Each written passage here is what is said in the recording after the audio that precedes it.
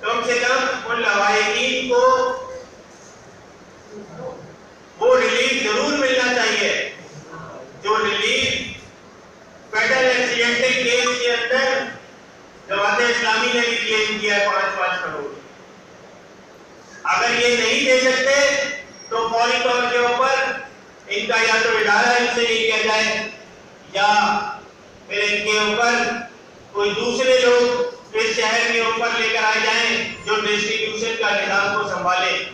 ہم جانتے ہیں کہ جنریشن کے لیے آپ کو کے الیکٹرک کی ضرورت ہے آپ رکھیں, مگر ڈسٹریبیوشن اور لوگوں کی جو جیب سے لوٹ مار ہے اس کو ختم کرنے کے لیے کم سے کم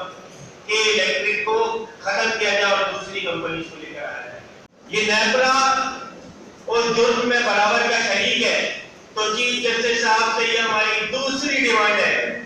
کہ ہر ایف آئی آر کے اندر جس طریقے سے آپ نے کہا کہ کے الیکٹرک کے سی او مونس الوی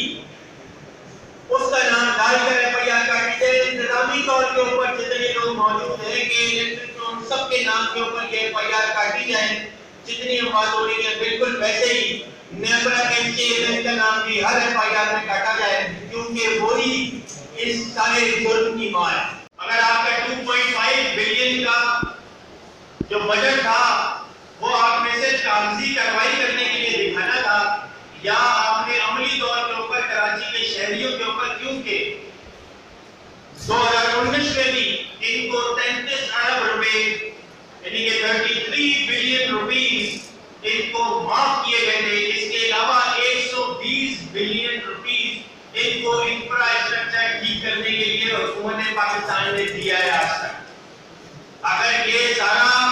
بجٹ اس شہر کے اوپر لگا ہوتا تو کبھی بھی یہ ساری بات نہ ہوتی اور آج ہمارے بچے ہمارے ساتھ ہوتے. ہم ہر عید پر ان لوگوں کے ساتھ بیٹھتے, ہر عید پر ان لوگوں کے ساتھ کھیلتے